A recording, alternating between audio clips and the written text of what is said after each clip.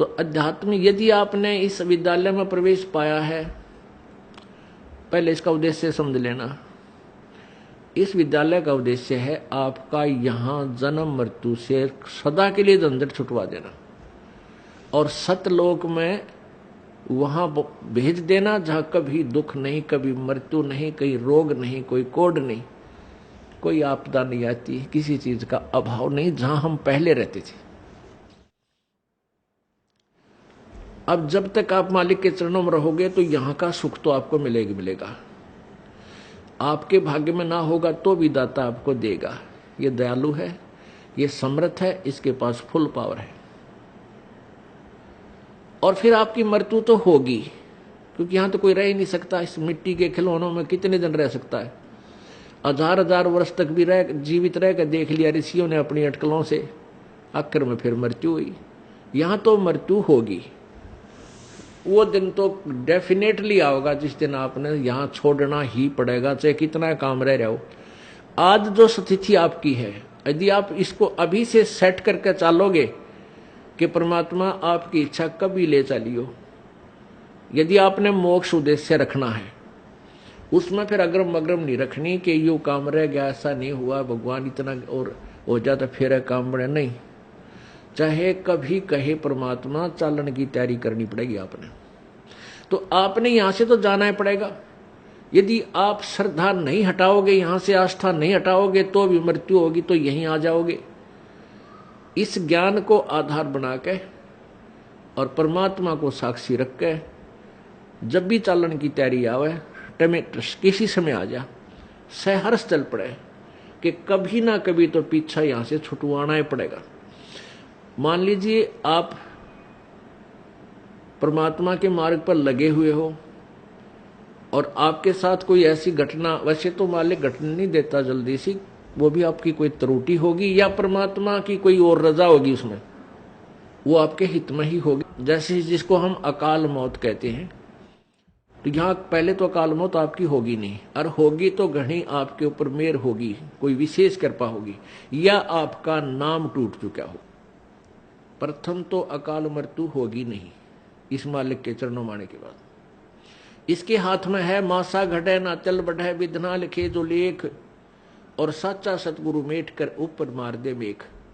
ये वो परमात्मा है जिस लिखे हुए लेख को, प्रारब्ध को कोई भी चेंज नहीं कर सकता। ये परमेश्वर कबीर देव उसको चेंज कर सकता, उस भाग्य को बदल सकता है।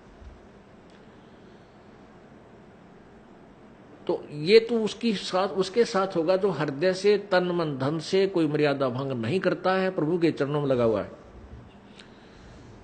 और दूसरे जो परमात्मा के चरणों में लगे हुए हैं और परमात्मा की कुछ और रजा है कि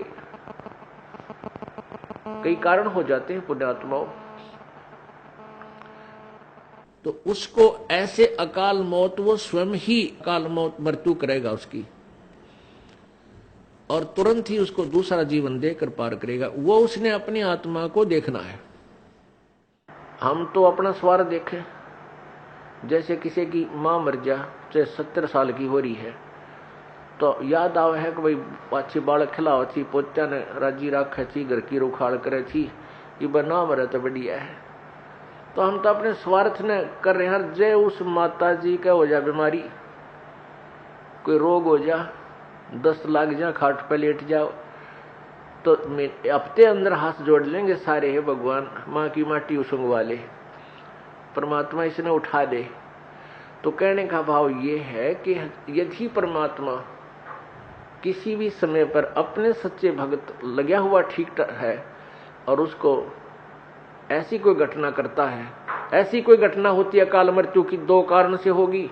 या तो आपका नाम खंड हो चुका है, उसने आपको काल ले गया, या परमात्मा अपने हिसाब से वहां से तुरंत दूसरा जन्म देकर आपको पार करेगा।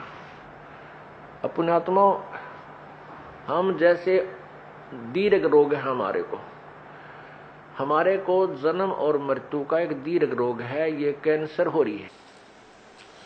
ये प्रभु का हॉस्पिटल है, ये सतलोक आश्रम बरवाला एंड करो था। जब आप इस हॉस्पिटल में प्रवेश पा लेते हो और आपने उद्देश्य ये होना चाहिए कि मैं इस रोग से मुक्ति पाऊं। तो यहां फिर डॉक्टर ने देखना है। जैसे डॉक्टर के पास आप चले गए, आप भयंकर रोगी हैं, फिर डॉक्टर ने ही करना है जो करना है, मरीज की नहीं चलती। वहां पर मरीज की कोई राय नहीं ली जाएगी।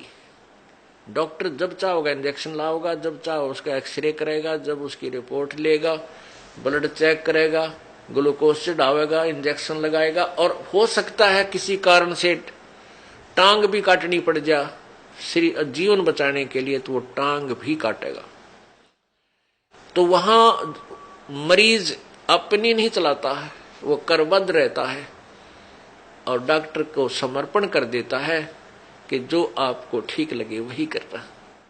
तो यहां आने के बाद आपने अपना अगर जन्म मरण का रोग कटवाना है तो परमात्मा डॉक्टर है, कबीर भगवान हमारे।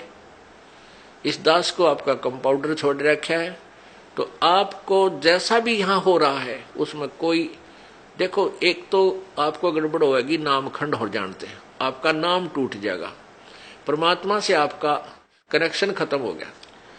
और दूसरा होगा मालिक करेगा, तो उसमें फिर अगरम मगरम नहीं होनी चाहिए, ऐसा क्यों हो गया, ऐसा नहीं होना चाहिए था। तो एक तो सावधानी आपने रखना कि आपका नाम खंड ना हो, मर्यादा भंग नहीं होनी चाहिए।